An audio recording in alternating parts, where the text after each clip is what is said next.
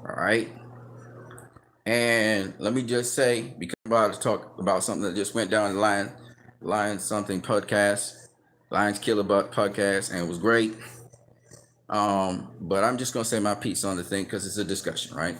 So y'all don't get mad, y'all don't trip, all right? But respect, by the way, to Nate Campbell. He should go into the Boxing Hall of Fame, hopefully. I mean, he did fight mostly at lightweight, but he was a bad motherfucker. Fought a lot of great names. Didn't win all, but he was a bad boy. Nate Campbell was a bad boy. You know another guy that's really a bad boy should be in Boxing Hall of Fame if he's not? Mark Too Sharp Johnson. All right, them is two really slick southpaws who were really difficult to fight. And it took when Nate was past his prime and everything for guys to really start beating him. And it was still marginal. It was very competitive fights. And yeah, Nate Campbell, bad motherfucker. And he'd be on Lion Killer's podcast. You guys need to check it out. Lion Killer podcast, really bad. But they were talking about the inductees for the International Boxing Hall of Fame. And notably, the inductees were like Layla Ali. We had Vladimir Klitschko that was in there. We had Floyd Mayweather was in there. Andre Ward was in there. Ann Wolfe is now an inductee into the International Boxing Hall of Fame. She's now in there. We had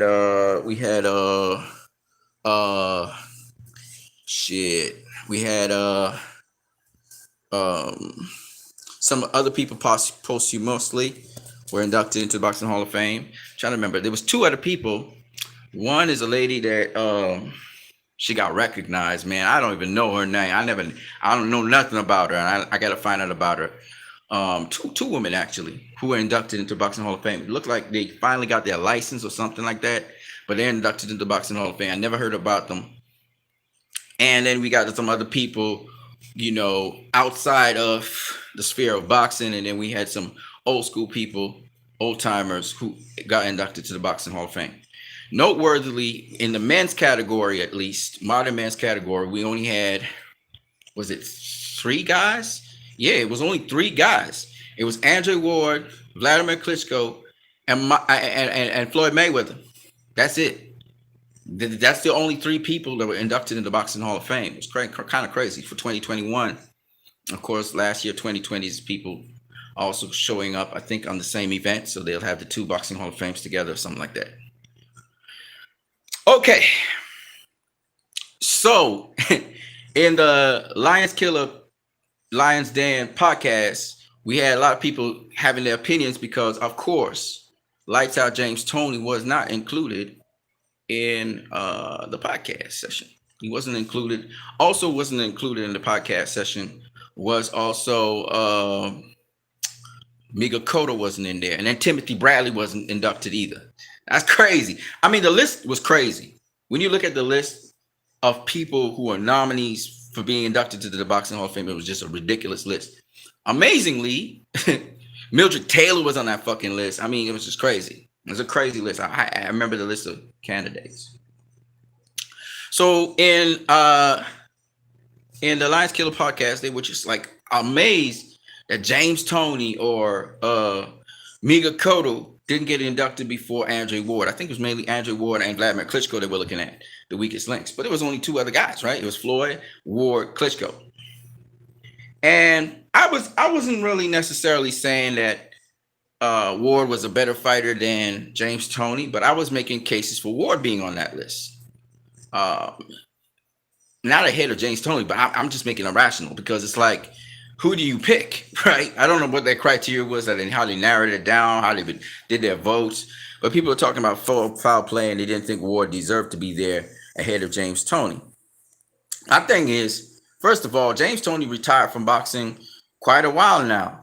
So I'm amazed that James Toney didn't get nominated and he wasn't inducted before this. But the rationale some people are giving is that probably they'll have James Toney and Roy Jones Jr. inducted in the same year. Probably it's that.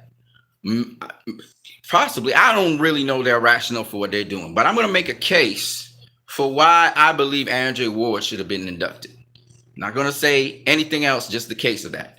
And they were making the argument that James Toney should have been, and his competition was so much better than Andre Ward's.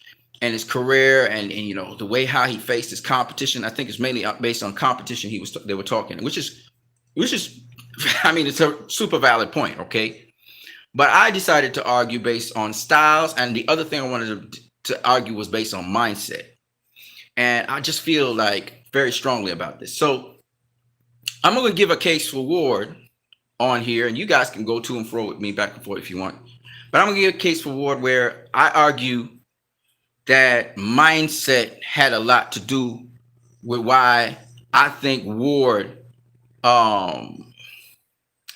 inducted into the Boxing Hall of Fame, and it's reflected in his, of course, his record, but also I want to argue in terms not just of mindset, but also the abilities that Ward brought to the table, his tools, you know. So let me get down to it. So first of all, they were arguing, you know, James Toney's competition, and I looked at how James Toney fared against his competition. You know, first let's look at the positives. So James Toney, man, shit. I mean, James Toney, the only guy to knock out Michael Nunn in his entire career was James Toney. And I'm going to be honest with you. That didn't look like it was going to happen. It looked like Michael Nunn was just going to go to a unanimous decision victory, beat James Toney up, and then James Toney was able to sucker Michael Nunn into becoming overconfident, and he caught him with the right hand, and it was lights out. All right. Michael Nunn is an exceptional boxer. You know, I think of it like Sugar Ray Leonard reborn. Okay. So he beat Michael Nunn. I think that's what put James Toney on the plateau, because he lost to Roy Jones Jr. And, you know, when he was younger, he faced Mike McCallum for unification. And the first fight, he fought to draw with Mike McCallum. And then the second fight, the rematch, he beat Mike McCallum. So that's another great name on his resume. He also beat Reggie Johnson. You know, some people dispute that because Reggie Johnson dropped him and whatever else. But he beat Reggie Johnson. And Reggie Johnson, of course, very gifted southpaw, world champion, you know, and a guy that is borderline. Maybe he won't make it into the Boxing Hall of Fame. We'll see. All right. But there's two Hall of Famers, Roy Jones Jr., Mike McCallum. Michael Nunn's definitely going into the Boxing Hall of Fame. His career was stopped short because, remember, he had to go to prison. So we don't know how far he would have gone, but he's come out of prison and he's expressed his desire to go back into professional boxing. So you never know what could happen with Michael Nunn. We'll have to wait and see. And then we also have on James Toney's resume, it's a litany of Hall of Famers. Okay, he beat Evander Holyfield. He beat John Ruiz, even though that was a no contest because he was found to have, you know, he had to have testosterone supplements in his blood. I don't know why they didn't reverse this decision now knowing the basics, but I guess he didn't declare it or whatever. He didn't have a TUE, as they TU, a therapeutic use exemption. He also faced Hasim Rahman, beat him as well, but then again, it was a no contest because again of the same problem. He faced Samuel Peter, who's a guy that gave Vladimir Klitschko all kinds of problems, knocked him down multiple times. The Nigerian guy, still boxing to this day. I think he boxed Hughie Fury just recently. He faced him twice. You know, he's faced Montel Griffin twice. Montel Griffin, 5'7". Listen to me, man. He has a 70-inch reach, but 5'7". This is a short little guy, right? Fighting at light heavyweight. Montel Griffin. And I see that Montel Griffin's be doing his thing again. He looks like he wants to go into some exhibitions and do some stuff and get some money. He says he's fighting at cruiserweight right now. Just unbelievable, right? Unbelievable fighter. You know, that's just some of his resume. Of course, he beat Evander Holyfield. Of course, Evander Holyfield was kind of over the hill. You know, he wasn't doing as great, and he got beat by James Toney on the latter end of his career. But still, nonetheless, he got a win over Evander Holyfield. Of course, he beat Aaron Barkley, put on a boxing clinic. I mean, shit, I've never seen nobody in the history of boxing so far so clean with the pivots, so beautiful with the rolling of punches and coming back with the shots on both sides. You know, just so relaxed. James Toney was always extremely relaxed in boxing. All right, so those are his accomplishments. And that should be enough to get you into the Boxing Hall of Fame. I mean, you're talking about several Hall of Famers you're talking about here. Now, here's the other thing, though. James Toney, everybody knows, he had an attitude where he did not like training. James Toney loves fighting. He did not like training. And to me, that is an Achilles heel, because when you're talking about Andre Ward, the consummate professional, Andre Ward put in the work. Okay, Andre Ward put in the work. Okay, 2. And Andre Ward's will to win was one in which you got to kill me in there, but I got the will to win. Okay, all right, because he never lost since he was 12. Point number 2. This is the second point. So mindset is one thing. Andre Ward always had the mindset that he had to win. Okay, and he did everything in his power with the gifts and skills he had, which were a diverse set of skills, to ensure he got that W. The other thing I want to say about boxers back in the day compared to boxers today, Roy Jones Jr. actually went on record and said it, is that boxers today are much more well conditioned than the boxers of yesteryear. So this is my second point.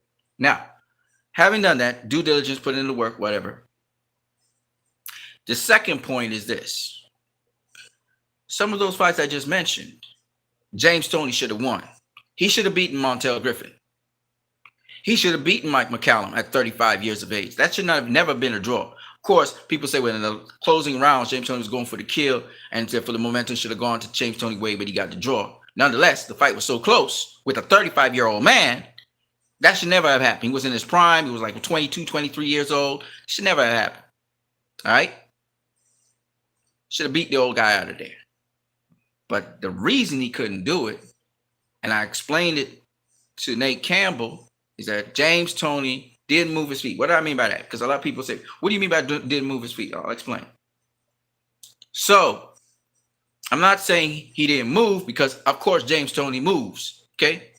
He moves, and he was beautiful in his movements. What he learned, he did very well, which was he knew how to pivot to the outside. He knew how to pivot to the inside. He knew how to sidestep an opponent. He knew how to cross, slip, cross, dip. He rolled punches. You know what I'm saying? He slipped, he rolled really beautiful. Like it almost comes natural to him. He was just like a natural mover. His timing was beautiful when he came back with the shot and everything. He was a wizard when it comes to that. However, James Toney wasn't that great at respecting distance and moving his feet. What do I mean by that?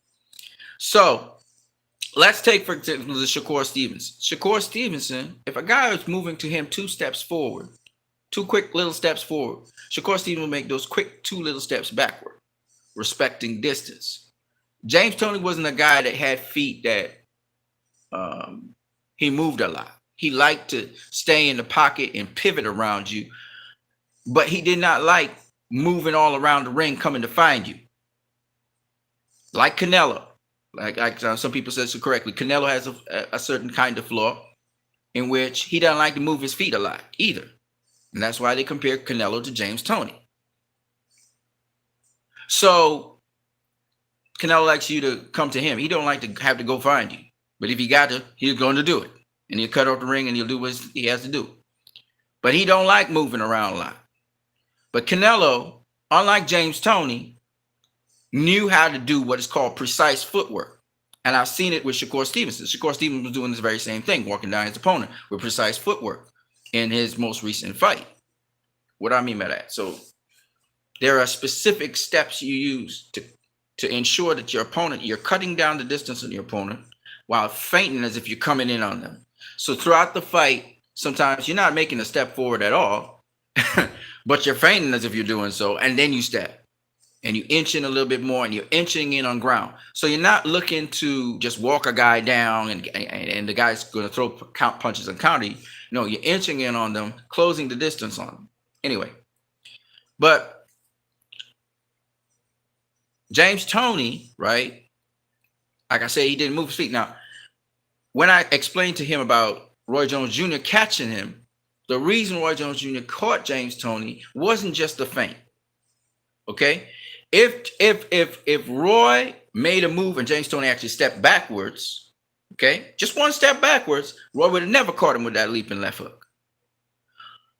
Because James Toney tried to mock Roy, and that's when Roy threw the leaping left hook. And what did James Toney do? He snapped back. And that's something that James Toney naturally does. He wouldn't move his feet. He'd snap back instead. Now, here's the thing. There is a way to without moving so much, get out of the way of a punch like that, right?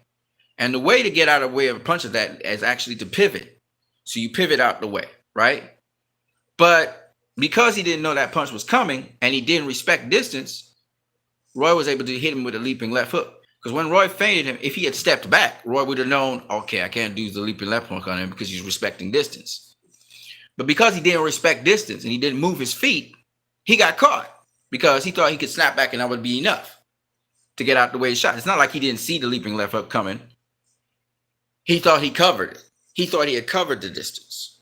That's what happened with that's what happens with a lot of fighters with Manny Pacquiao. They think they found the range. Keith Thurman got caught with Josecito Lopez because he misjudged the length of his jab, how long he was. You see? So the way to control that is to respect distance, is to take steps back. When a guy feints, if he's going, you just take a step back, right? And that way you're safely out of range. So that's what I meant by he don't move his feet. He got caught by Samuel Peter with a jab, a simple jab. Samuel Peter feinted him. And when James Toney reacted to it by throwing his jab, Samuel Peter then threw his jab. And he knew that James Toney would snap back. That's what James Toney do. He snapped back. He don't move his feet. See, that's what I mean by he don't move his feet. He don't move his feet. He snaps back and he gets caught with a shot. Okay? So that's just some of the things why Samuel Peter beat James Toney twice. With Montel Griffin, he beat James Toney even more comprehensively the second time. And Montel Griffin's a very small guy. He's like 5'7" jabs up into the air with those guys. And there are several different reasons why he beat James Toney. One of them was he's throwing his jab. James Toney doesn't move his feet. So he's able to pop James Toney with the jab because James Toney will snap back, right? So that's one of the things I noticed in James Toney's game. Now, these guys talked about, what we call it, guys who were not really great fighters that knocked down Andre Ward. Well, I remember James Toney having a very tough fight with a fighter, a white fighter. I forgot what his name is, in which he got the decision, but some people argue that fight was close enough that the guy could have beaten him. And the problem with James Toney is that he depends on his power. And he never, in my opinion, James Toney never evolved. He never improved his game. He had this one great trademark, this one great skill, and he just sat on it. He never really did anything more to it. Andre Ward was always a constantly improving fighter. He learned from every single fight. He made adjustments, and he fought differently. James Toney's the same tune over and over again. You see what I'm saying? But adapted to different styles, but still the same tune over and over again. So just so people understand why I don't think that, I think skill-wise, when it comes to inside fighting, I think skill-wise, when it comes to, being able to do those, he's a master inside pivots and how to place punches in between. When your guard is in between, he had perfect timing where you catch you in between when you're getting your defense into position. He could catch you like that. He could set you up, set traps, pull counter you and that kind of thing. But when it comes to you take him out of his range and you start fighting him at a distance, that's where his toughest fights were. Mike McCallum, Samuel Peters, the same guy I told you, who nobody knows, the white dude that gave him a run for his money. Um, uh, uh, Michael Nunn, etc., etc., etc. But Michael Nunn didn't respect distance, so he got caught. He got too cocky and he got caught. Just having fun. You don't have fun in there. You always work hard because any one punch could change the game. And it definitely changed Michael Nunn's career because he was smoking everybody. And so James Toney never rematched Michael Nunn, as far as I do know. But anyway, back to what I was saying. So style-wise, it showed that he had flaws. What is the flaws of Andre Ward? I'm sure he has flaws, but he works on this stuff. And he always was working, always evolving. Now, people talk about the level of competition or whatever, but Andre Ward had a will to win, and I believe Andre Ward had the style to beat a James Toney. I don't care what none of those other guys say, because James Toney cannot beat you if you keep him at the end of your stick. If you keep him at the end of your stick, you can outbox his ass for 12 rounds. It's just what it is. He'll bring the heat, he'll bring the fire, but you know what to do. And another thing about Andre Ward, James Toney is a very clean fighter. What I mean by that is, James Toney didn't clinch and punch while in a clinch. You know, he didn't do that. He was real clean with it. He could box you in the clinch and so on, and his expertise was in fighting. Right? His expertise was not outboxing. He mid-fight, in-fight, right? And I can see a Sugar Ray Leonard giving James Toney a lot of problems. You know, James Toney was quick. He was explosive. You remind me of Kennel. Kennel was like him, modern day James Toney. Very explosive, very quick. But I didn't feel he was committed to boxing. Like he loved to fight, but he wasn't committed to doing the hard work and improving fight after fight after fight. That's the difference. Andre Ward had the will to win. And the other thing about Andre Ward is, if he knows your expertise is in fighting, he's gonna box you on the outside. He gonna take away from you what you do best. Andre Ward, if he knows James Toney's a master on the inside, why would he engage him on the inside? No, he's gonna outbox him. He's gonna box him on the outside the entire fight. He's not gonna give James Toney that opportunity to land a punch on him. So just based on those things, I think that Andre Ward, because he wasn't as gifted as James Toney on the inside, he had to acquire those skills. He was more of an outboxer, actually, and Virgil Hunter forced him to have to learn how to in-fight, and that became a very good tool for him. It's very efficient at fighting on the inside, as you can see, right? But even so, even with him, you know, clinching and grappling James Toney still get his licks in. So why make the fight hard for yourself if you know you can separate yourself from him and jab him and look for his pull counters and look for him to counter you when off the jab? You know what I mean? And Andre Ward was a very, very good jabber, as we all know. A very good outboxer. I heard some guy, I don't know what was on the podcast, Lion Killer podcast, saying, Andre Ward didn't mostly fight on the outside. He didn't fight going backwards. And I'm like, what are you talking about? When he check hooked Sullivan Barrera and knocked him down, he was going backwards. Sullivan Barrera was the one coming after him. Cuban boxer. I mean, of course he can box off the back foot. What are you talking about? Like, people change the rules and stuff all of a sudden in boxing. I never understood that. But anyway, going back to what I was saying. So I'm not saying, hey, intangible boxing, what's up? I'm not saying that James Toney's resume is not more impressive than Andre Ward's resume. Oh, hell no. I'm sorry, that Andre Ward's resume is more impressive than James Toney's resume. Oh, hell no. Okay? But the person of who Andre Ward is, and the competitive nature, and the will to win, and the fact that he always won, would not allow himself to be drawn into a fight with James Toney, where James Toney is very good at it. He would make sure he presented a situation to James Toney whereby James Toney's uncomfortable. That's a guarantee. With guys like Andre Ward, They will never give you your fight that you're very good at doing. Of course not. Why would they do that? That's give you an advantage. Why give you advantage? No, he's going to take that advantage from you. And I never got the feeling that James Toney was as committed to boxing. I got the feeling that he loved to fight, but I never felt that he trained and committed himself all year round to boxing. And that never registered in my mind. He go in a training camp and do his thing, but outside of that training camp, he's not doing that. He's not disciplined. I never got that feeling that James Toney was a disciplined sort of person. Skilled, but not disciplined like that. Roy was a very disciplined person in his prime. You know? So when people talk about Roy versus Andre Ward, it's a different story, right? But with James Toney, that's the one thing that makes me think Andre Ward could beat him, because he would find a way to win.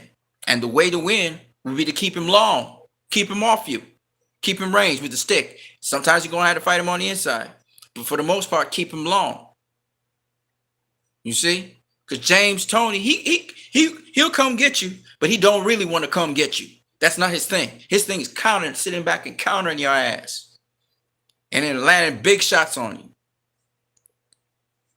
You know? So that's just my 2 cents on that situation. I'm not saying James Toney wouldn't win that fight, but I just think Andre Ward had the greater desire. And then the other thing with Andre Ward, I think, is he has a hell of a chin, because Sergey Kovalev hit him, man. Sergey Kovalev can crack, okay? Sergey Kovalev can crack. And Andre Ward took that punch and got back up. And you can see Andre Ward's a solid guy.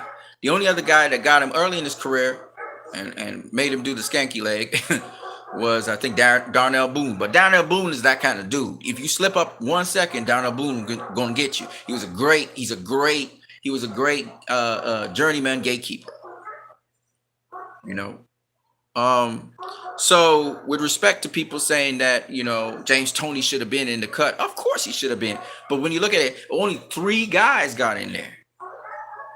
Now, the other guy, Vladimir Klitschko, I can't really make a case for him. I thought James Toney should have at least gotten in over Vladimir Klitschko. I don't think Miga Cotto, great fighter, but my picks was Floyd, Andre Ward, James Toney, Miga Cotto, Timothy Bradley. Who was the other person? I had 10 picks, but they didn't. When they said 10 picks, they meant 10 picks from different categories. So Layla Ali, Ann Wolf was in there, and then they went into some other categories. So it was just 10 picks. So really, all in all, for the men's category, was really down to 3 picks. They had to pick 3 people, and whoever was the people who was electing in the votes, they put in the votes. Now, what's weird is this, and I got a point to make on this. Nobody questions Floyd getting in there as a first ballot Hall of Fame, but people question Andre Ward. Now, I'm not saying Andre Ward has anywhere near the competition that Floyd had, but here's my thing. Floyd never faced Roy Jones Jr., right? Now, the arguments that they're making for Andre Ward getting in before James Toney, right? Floyd never faced a guy on the caliber of a Roy Jones Jr. He's never. Now, James Toney didn't beat him, but he faced him, right? Another point. I'm going to show you something. Floyd never faced, well, yes, he did. Yeah, he did. So I can't really put that one. But, you know, James Toney did face Evander Holyfield. Past his prime, but nonetheless, he faced Evander Holyfield. And Floyd's, I guess, equivalent of Evander Holyfield is a small guy with a lot of speed and power would be Manny Pacquiao, right? So, okay. But my point anyway is James Toney got his Manny Pacquiao, and he beat him too. I mean, his past his prime. It wasn't like he wasn't world champion or nothing. So I guess, yeah, okay. But my point anyway is nobody questions Floyd with his competition. Of course, Floyd got a lot more competition. You know, the caliber, the cachet of competition, I wouldn't say was as high as James Toney's cachet, because you're talking about Roy Jones Jr. right there. You're talking about Mike McCallum. And I'm gonna tell you this. If Floyd faced Mike McCallum at 154, I don't know if Floyd comes out of that one winning. You see what I'm saying? Mike McCallum was a 35-year-old Mike McCallum was giving James Toney problems. A 35-year-old Mike McCallum. Okay? That's a legendary fighter. Then he went up to light. This man is past 35 years of age, and he's going up to light heavyweight. and he dominates for a minute. Man's damn near 40 and still fighting Roy Jones Jr. And Roy can't stop his ass. Fights James Toney after that. James Toney still can't stop his ass. That's some crazy ass shit, man. I think Mike McCallum fought all the way up to cruiserweight. It's crazy. But yeah, Mike McCallum's a tricky kind of dude because he really got that defense. Like he blocks punches and he does a lot of things.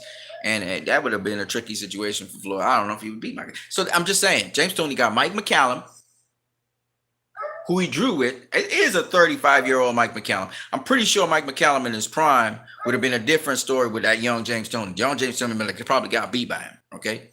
But nonetheless, Mike McCallum got his shots, when he did get the shots. But Mike McCallum is a problem, right? I don't know if Floyd would have got past him because, see, here's the problem with Mike McCallum. You would get to hit him, but he does roll your punch. He does ride with the shot and come back with something. He don't just let you get a shot for free, even if you catch him. He's coming back with something. You know what I'm saying? So it would have been an interesting fight, no doubt about that. So that's one. That's another guy. And then, of course, I said James Toney with Evander Holyfield. Of course, Evander Holyfield was like an equivalent with Manny Pacquiao, right? So, nobody questions Floyd with James Toney. You know what I mean? Nobody questions, man. James Toney's competition was just stellar. I mean, there's several Hall of Famers. Now, of course, Floyd, he's going to have like about 10 Hall of Famers, maybe 12, that he'll end up with at the end of when everything's said and done and the dust settles, right? You have the Canelos and all of that stuff, right? Maybe Floyd's James Toney was like a Canelo. Well, let's say, But at the end of the day, a poor man's copy of James Toney, okay? Don't get it twisted. But nonetheless, James Toney's competition, the best of James Toney's competition, is superior to the best of Floyd Mayweather's competition. Right? In terms of cachet. I'm not saying because it's different eras. We esteem Roy Jones. Let's be realistic here, okay? We esteem Roy Jones Jr. as a special kind of fighter. And he really is. He really was. He was limited in certain things. I'm not going to say well, yes, I can say it. In his prime, he was not using his inside game. But he did ride punches. He did ride his body with punches, which is why he didn't get caught flush, like how he got caught flush later in his career and going to sleep, because he wasn't riding the punches when he got older. That's all. Against Mike Tyson, he brought back some of the old young Roy, even though he wasn't in the shape of a young Roy. And you saw him riding Mike Tyson's punches. You see? At cruiserweight, when he lost to that guy and got knocked out cold, and even when he got lost to Glenn Johnson, he wasn't riding the shots. With Antonio Tarver set him up and caught him with the lead left. He never saw, he didn't expect it, and he got caught. So that was what it was. And in the third fight, though, he was coming at Tarver. You know what I mean? So Roy is, goddamn, man. Floyd versus Roy would have been an epic fight if they could have been at the same weight. That would have been an epic fight. I don't know, man. Floyd was much more fundamentally sound.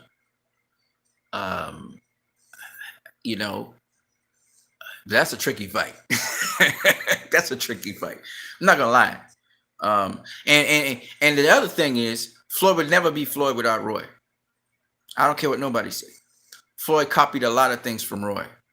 Even the Conor McGregor crossover fight with Floyd was really Roy versus what's that? Anderson Silva. Roy was the first guy who wanted to do this MMA boxing thing in a boxing ring. It was Roy, and Floyd copied that. Okay, so Floyd was a product of Roy, so it's kind of hard for me. I mean, okay, Floyd came after Roy, but it's still hard. I know Floyd idolized Roy. You know what I mean? And Roy brought a lot of stuff to the game, and Floyd took it, embraced it. So hey, man, I'm gonna make this my own too.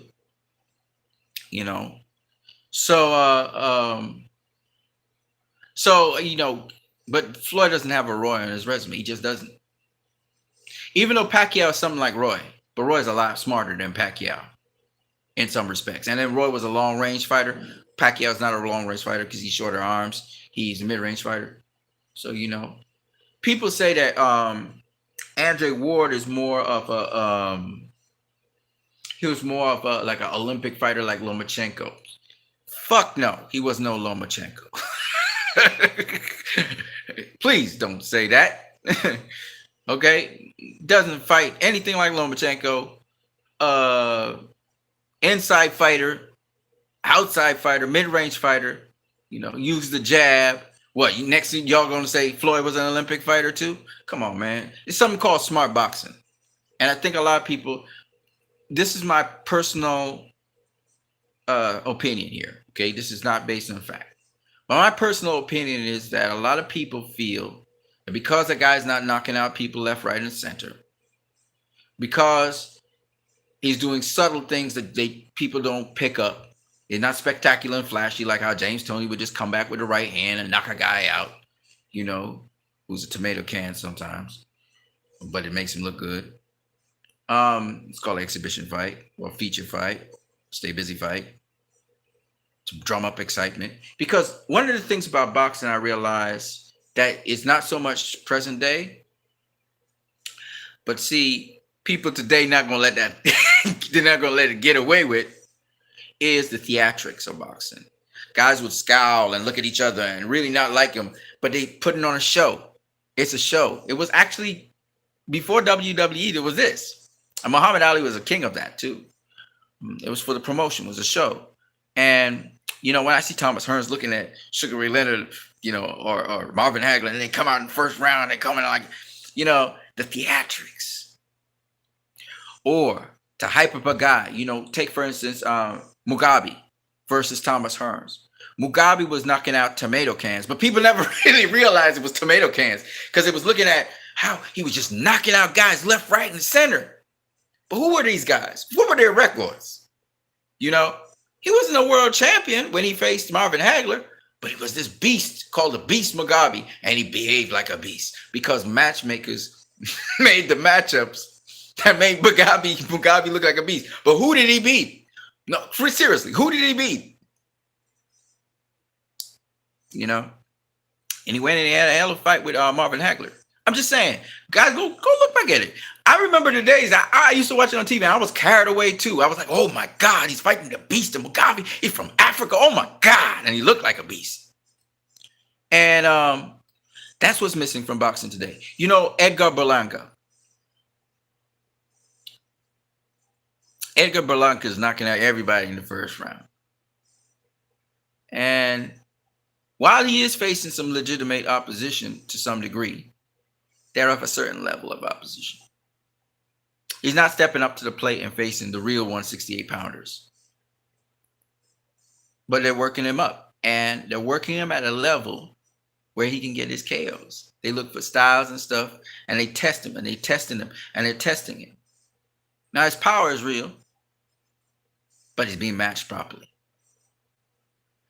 And it creates a theatric. I remember Floyd Mayweather talking about how they build up a fighter. They build up a fighter, build up a fighter, build up a fighter, and then they give him the fighter to break him down. I think a lot of people today have caught on to that. Oh, that guy's not real competition now. Hey, what is he doing facing this dude? Yeah, he's undefeated, but who is he? Never heard of him. Right? People do that now. And so it's kind of hard to pull the theatrics off. But to hype a fighter and stuff, you needed to have these stay busy fights. You needed to have these fights where guys look spectacular. And it was a sort of manufactured thing. I think Sean Porter and Kenny Porter talked about that in some detail. And what I'm trying to say, though, is that everybody's talking about Mayweather. Nobody's questioning Mayweather being a first ballot Hall of Famer. Undefeated, yeah, fine. Won all his fights, cool. Andrew Ward did the same thing. But his level of competition wasn't as high. But then again, like I said, Floyd's best competition wasn't necessarily as high as James Toney's highest level of competition, at least in people's eyes.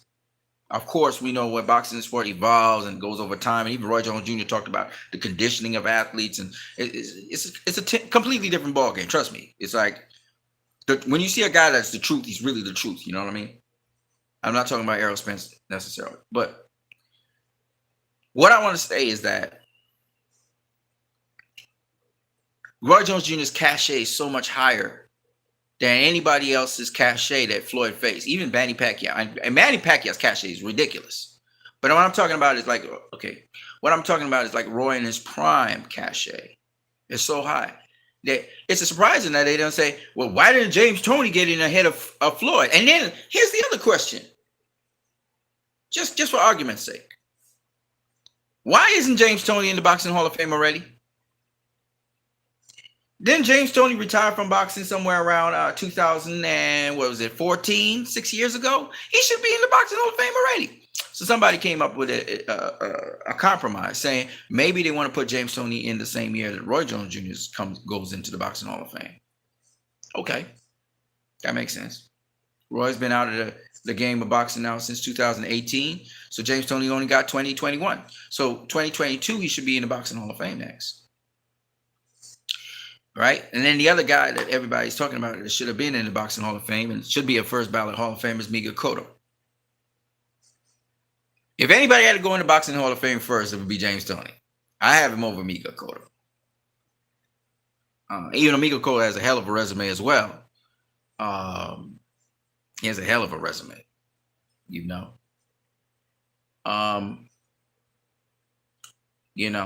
then Timothy Bradley didn't make it. You know what I'm saying? But I'm gonna be honest with you guys, man. That was a mean list. The names I saw on that list that's the men's group was ridiculous. It was a ridiculous list. I was like, God damn, what do you have to pick 10? Yeah, we had Ricky Hatton on there. We had Carl Froch. Shit. We had it was just great fighters. It was a list of just great fighters, nonstop. Mildred Taylor, Michael Moore was on there. God damn. Shit. It was a crazy list. It was a crazy list. I was looking at it like, Diego Corrales was on that shit. Gennaro Hernandez was on that shit. God damn. It was a crazy list of just great fighters. Shit. So,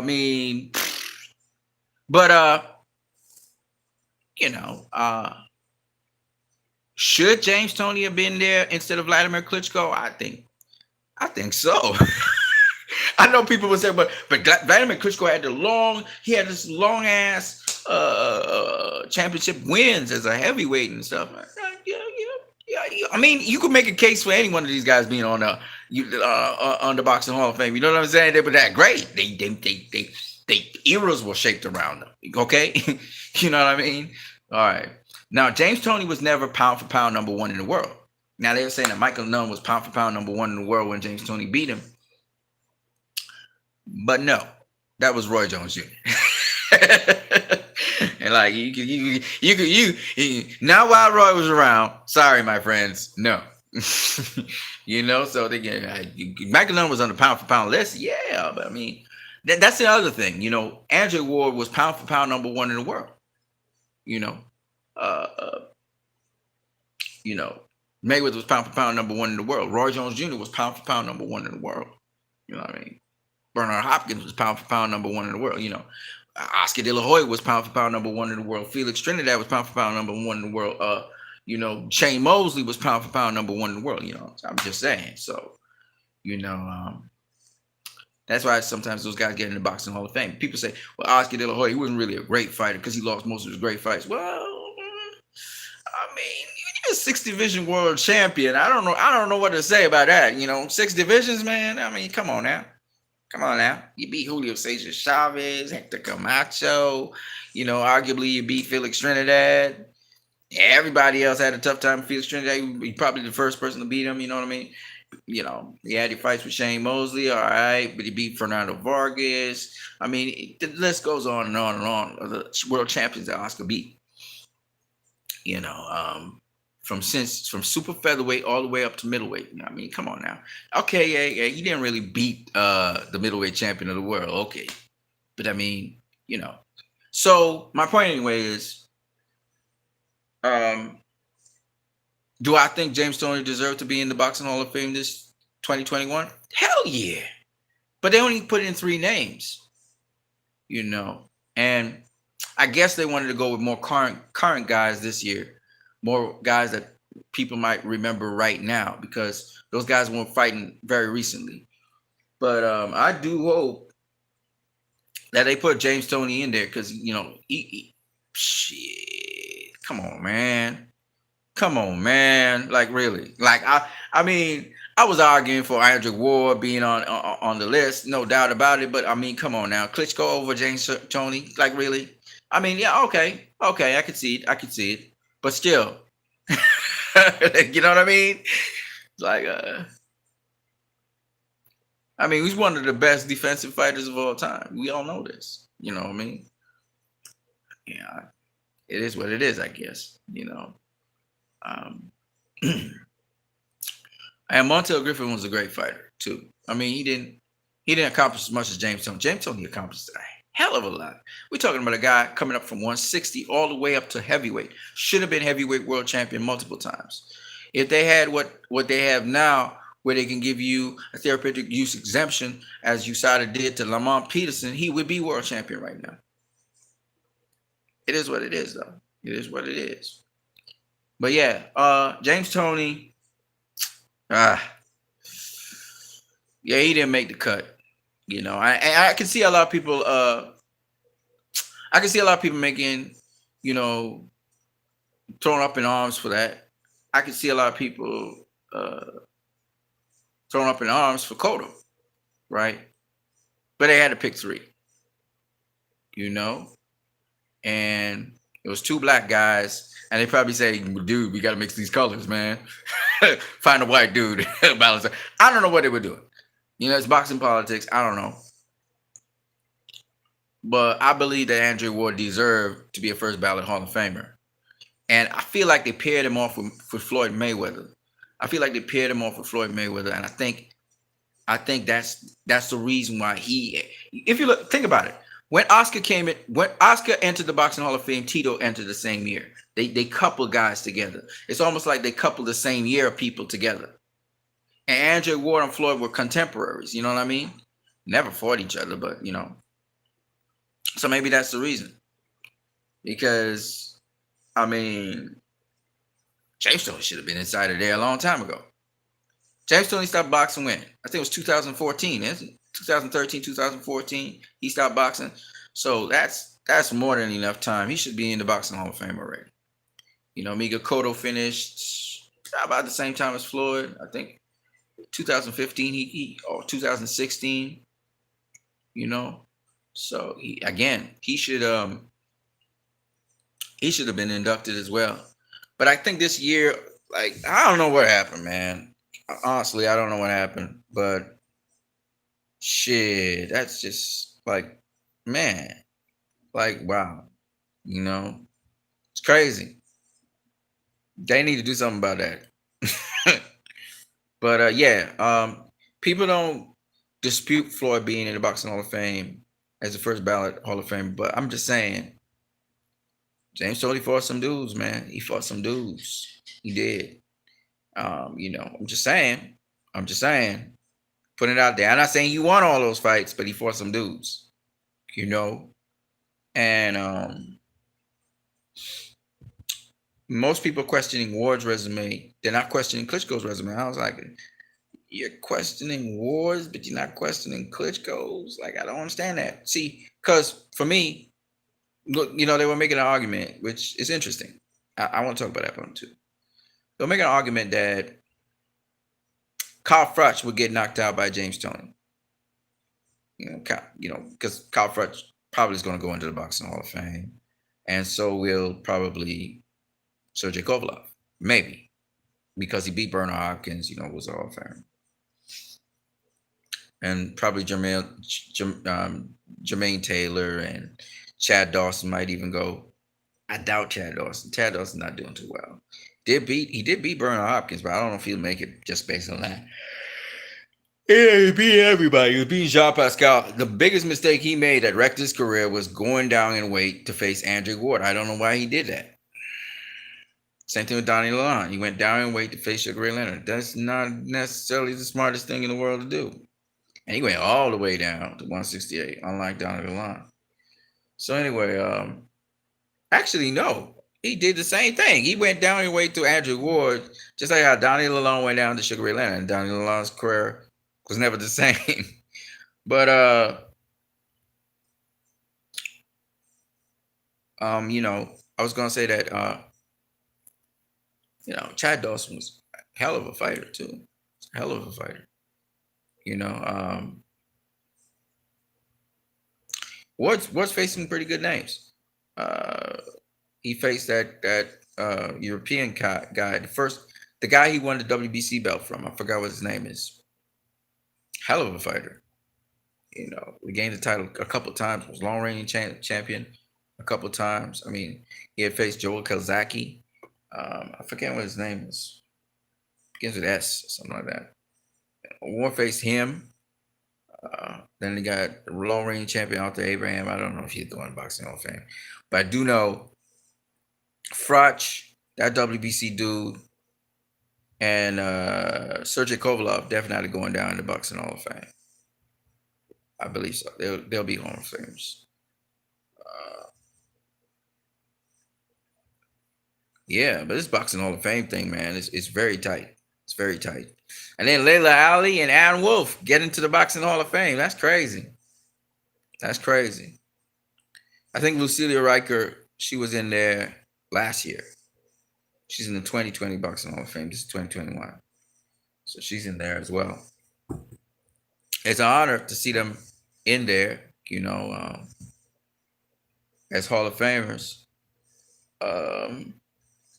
And, you know, my thoughts about it is I feel like it's a validation of the sweet science of boxing and smart boxing when Ward and Mayweather go in there. Because those two guys who are smart boxers in there, you know, the sweet science, you know.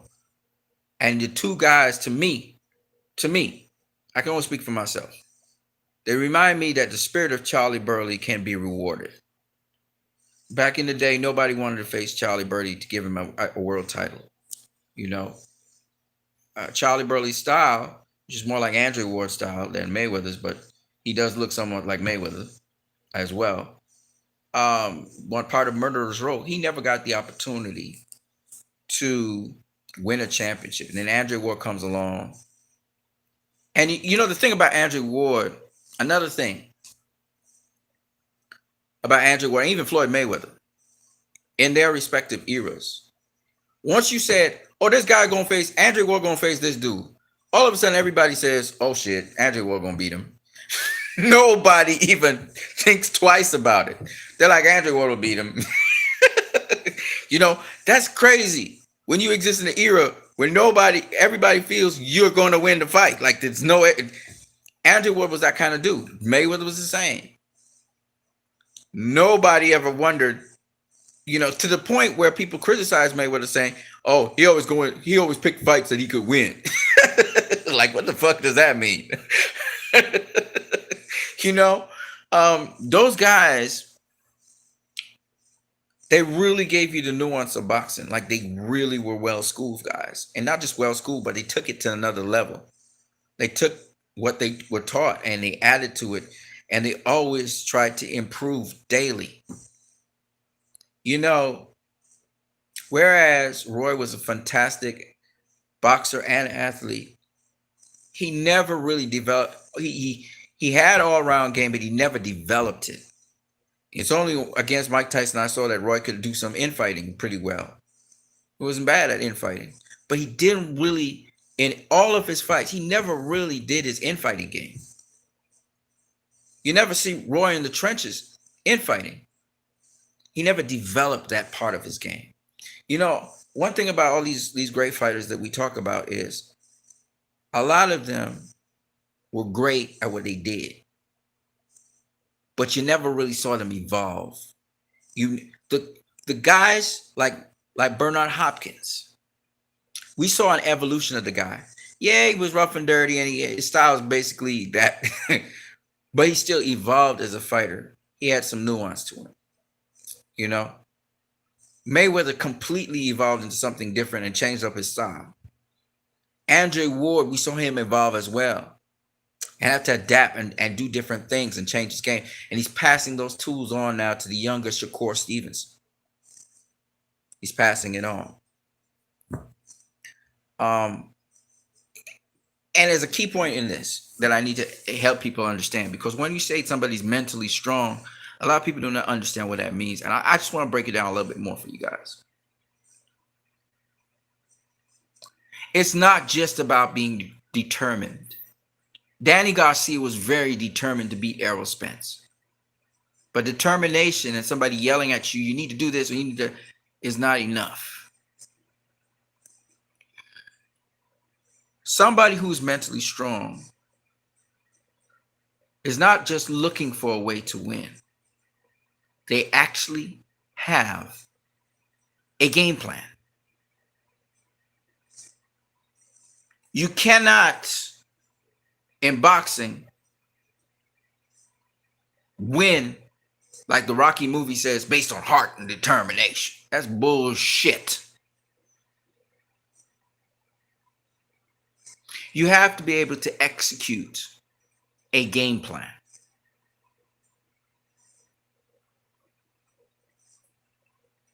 So, no matter what anybody tells you, a mentally strong person has to be smart.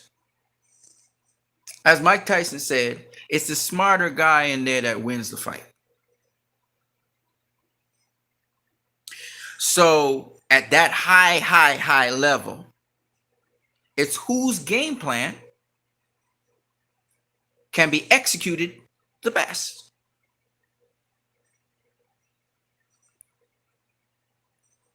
A lot of people talk about how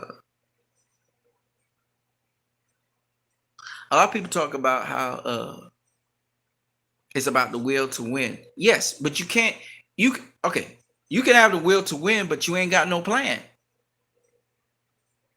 Or the plan you had, you can't execute it to win. This is very important, right? You have to be able to execute the plan. If you can't execute the plan, then you're not going to win. So similarly,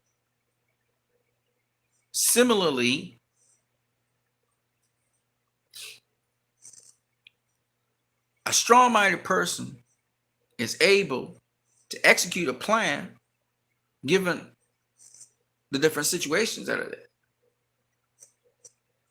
Because what is necessary to win, they must find a way to do that.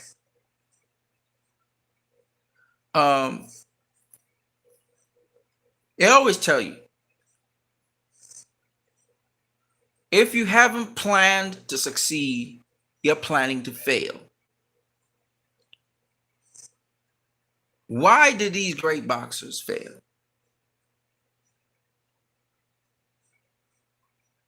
Was it that they didn't have a desire to win? Of course, all of them had a desire to win. But you have to, and this is over the course of your career, work towards sharpening your tools and adding to your tools to put you in a position where you can execute the game plan that may be at hand. And it may not be tools, it may be your conditioning, it may be several other things. Why wait till you lose a fight to make the adjustments to your game when you can make the adjustments to your game and prepare yourself fight by fight so you don't lose a fight? So, as Coach Eric Bradley would tell you guys, and you know, as much as Coach Eric Bradley likes to simplify boxing to the casual fan, boxing involves a lot of work and a lot of things you have to do and repeat those things over and over. And it's not it's not easy. As Nate Campbell, ask anybody, these guys were predisposed to it, but it's not as easy as it sounds. I mean, daily and being a doer, you go through the stuff and you know what you're doing. The routine becomes routine, and then But the point is, it comes secondary to some degree, and then you always add to your game and whatever. But my point is anyway that Danny Garcia couldn't execute the game plan that he had because he still hadn't put everything in place to execute that game plan. It's not that he didn't have a game plan. He and his dad had a game plan. But when they started to confront the issue of Errol Spence's jab, Errol Spence's angles, Errol Spence's foot position, Errol Spence's timing, Errol Spence's mobility, and so on, it started to, that particular puzzle that Danny had to work through, he realized the chart, that path, that was not as easy to execute the plan that they really wanted to do, which was push Errol Spence back. They wanted to push him back, and they wanted to trade. But he kept on popping in and out, coming off the jab, coming off these weird little angles, changing levels, sticking his head right in front of him, and then disappearing. Varying range, swiveling, those kinds of things, And so Danny thought he was prepared for the task at hand and realized, no, man, I ain't prepared for this one. To execute it the way it should be. And you could see the incomplete preparation because you could see him hesitating on moves where he had already completed the move. It was just to place the punch, and he hesitated to place the punch. You can't hesitate. When you hesitate, that moment's gone. So you could see, I'm not, like I said, I'm not a boxer. I'm not a boxer. I'm not a professional boxer. I'm not these high-level boxers. But what I do see, which they don't count for shit, but nonetheless, what I do see is these things. But I don't even have to see it because the boxers tell you what it is. They tell you what it is. So it really doesn't matter if I saw it or not because the boxers tell you what it is. And so you can have the will or the desire, should I say desire, not necessarily will. The desire to win, because the desire to win is not the same thing as the will to win, right? The will to win, when you really want to win, you're going to do everything possible to make sure you win, right? Which means you prepare properly for every single scenario you could possibly think of. And you would make sure that the fights that are leading up to whatever you have to face is preparing you for that. Because if you really have the will to win, we're not talking about the desire now, the will to win, you're going to do everything in your possible, carry yourself through hell and back to ensure that you are ready to win. Okay? So that's a whole different level of sacrifice. And why I keep on talking about that is because when I look at Andrew Ward versus Sergey Kovalev, this is where I knew Andrew Ward was all-time great. He got knocked down. He got knocked down by Sergey Kovalev. We know Sergey Kovalev has power. He got knocked down. He knew he made a mistake, but he got caught and he got knocked down. I'm going to tell you this. Not many fighters could get back up from that. That punch that Sergey Kovalev caught him with would knock out or hurt very badly 9 out of 10 top level fighters. You saw what he did to Bernard Hopkins. Hopkins is a solid guy. So, but solid. That told me, and he came and turned that fight right around. He woke up, turned the fight right around, and beat Kovalev. And that told me right there, this guy got the will to win. You got to kill him. You got to sever his mind from his body. He's not going to go down quietly into the night.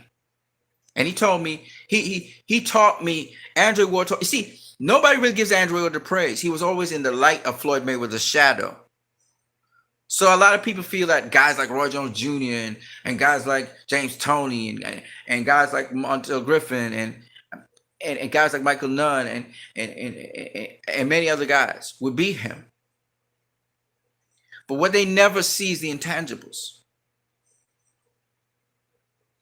I can say without a doubt in my mind that Andre Ward would hang with all those guys and probably beat all of them because he wanted it more than all of them. And all of them lacked something that he could exploit. All of them. Michael Nunn would be a hard fight, though. Too rangy, man. He rangy. I mean, Andre Ward did fight on the inside, though. And Michael Nunn could fight on the inside, too. But, you know, Andre would tie you up and stuff, you know. Now, I just want to make a separation between two fighters, right? Evander Holyfield was more for a banger brawler because he was a small guy going up in heavyweight and fighting big heavyweights. And Evander, you know, he had the cross shell defense, you know, when you cover up like this, kind of like Archie Moore styling. Cross hand defense. James Toney had the Philly shell defense. I'm sorry, the Michigan shell defense. And James Toney was able to take advantage of what Evander Holyfield could not do. Evander Holyfield came from the era before James Toney. James Toney's, you know, and special fighter.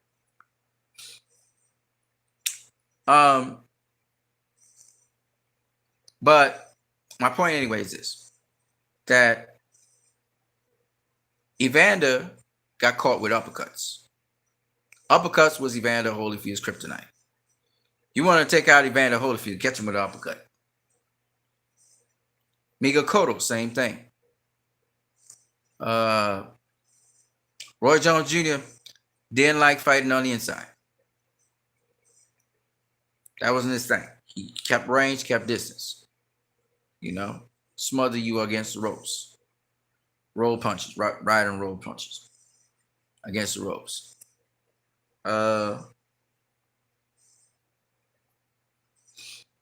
And just talking about them guys. So Mike McCallum was a problem because he was defensively sound. He did get caught with punches, but not really. Like Georgie Benton, he'd ride a punch. So he's actually rolling the punch. You might catch him in his head, maybe. But he's coming back with a punch because he rolled a punch. Took all the steam off your punch. All right, he was very tricky. And that's why he knocked out a lot of guys you never expected him to beat. And Julian Jackson and, you know, a couple of the guys. Emmanuel Stroke would not feed him Thomas Hearns. We all know what would happen there. Okay.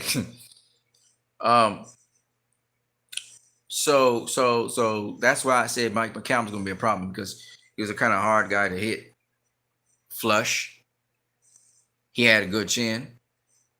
And he had very good boxing fundamentals. He worked the body and come up over the top. They call him body snatcher for that reason. Mike McCallum. He didn't have the strongest right hand when he was older, but when he was younger, he had a very, very good right hand that took out guys. But the point anyway I'm making is that these would be the guys that Andre Ward would have to face. And I'm just going to say it. He has a good chance against all of them. Because Mike McCallum would have been a little bit of a problem, and Michael Nunn would have been a problem, you know.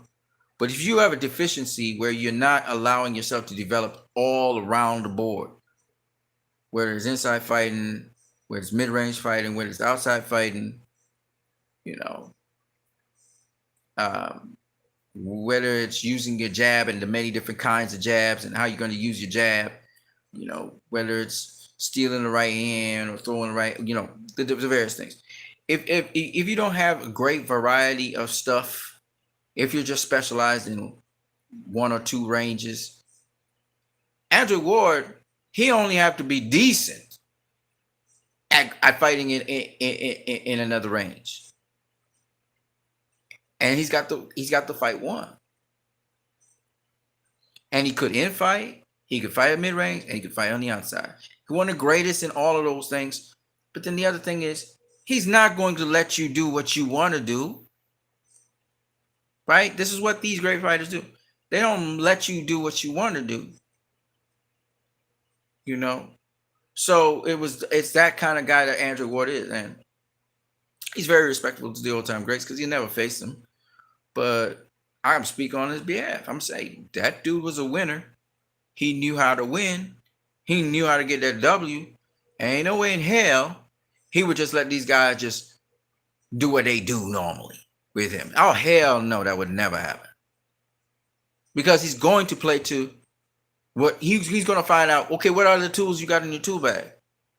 Okay, we know about these tools. Okay, so when I take those away, what you going to do? Because you're going to have to fight. You're going to show me you got a plan B, C, D, E, F, G on me. Hopkins, same thing, right?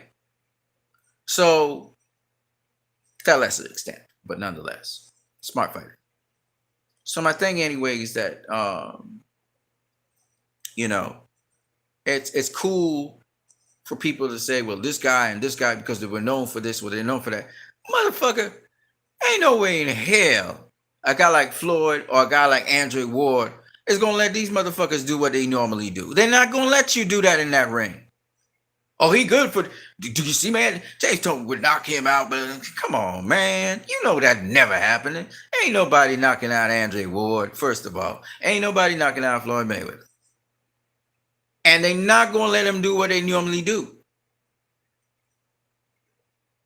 You're going to have to find something else to do. Right? That's the goal when you're dealing with those kinds of fighters. So, you know, that's what I'm just saying. Now, there was times when those fighters, you know, had to, at least for a certain portion of the fight the fight the way how the other fighter was fighting. But usually when that case happened, it was because they say, I'm going to do it this way. I'm going to fight you this way. Right? But of course, you know, putting everything into perspective, whether you're talking about a boxer who, you know, is a all-time great, or you're talking about a boxer who's a good fighter of his time, putting things into perspective, it really does come down sometimes to how your skills were tested by the level of competition you faced. Right? But most people agree that Terrence Bud Crawford is a better fighter than Errol Spence Jr. Again, they call it the eye test, but it's what Bud brings to the table. Now, I don't know what will happen if they match up, if Bud will win or if Errol will win. But the point is, people favor Bud because of what they've seen, what he can do, the adjustments he makes.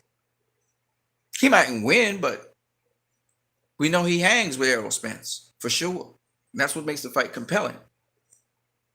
And I think it's the same thing would happen with Andre Ward in any era of any kind of fighter. And I mean it. Same thing with Floyd. Same thing with and it goes both ways. People who have that fierce desire and will to win, and know how to do that. They know, you know, how to go through the motions of getting that win, getting that W. They're difficult, man. And I think a lot of people ignore the mental aspect of a fighter. Like, okay, so maybe that guy's not as flashy as other fighters. Maybe that fighter may not even have certain abilities that other fighters have in their specialty. But overall, that fighter may have more versatility than those other fighters and may be more dedicated to training than those other fighters. I'm not going to pick a fighter that's flashy over a fighter that's more dedicated, training, and more versatile. I'm never going to do that. I'm just saying. So anyway, what you need in the building, you know, the International Boxing Hall of Fame, that's what they picked. And it is what it is. 2020, 2021. Me personally, I would have preferred to see James Toney ahead of Vladimir Klitschko.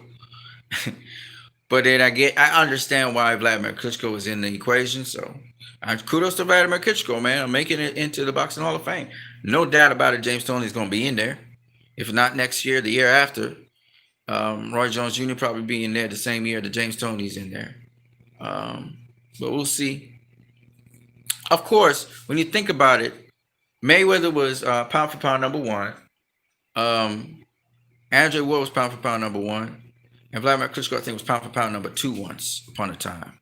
And I think that all three of them existed in an era when they were 1, 2, 3 at a certain point in time. I think Floyd was 1, Andre Ward was 2, and Klitschko was 3. So I kind of understand why those people of that era, they kind of lumped them together. Maybe that's the reasoning behind it. Yeah, okay, all these guys from this era, let's just take them. Because look at it, Layla Ali and Alan Wolf, they're the other two. They were in the same era as well. So I think that's what they kind of did. And probably when Roy gets in, I think Tony would be with Roy, and you have Roy, Tony, maybe even who knows, Montel Griffin maybe, or Mike McCallum. No, Mike McCallum's already in. God damn, Mike McCallum's already in. Maybe that's how they'll do it. Jeez, this Boxing Hall of Fame stuff, man. It is what it is. I'm gonna catch you guys later. I'm what you need. Deuces and peace.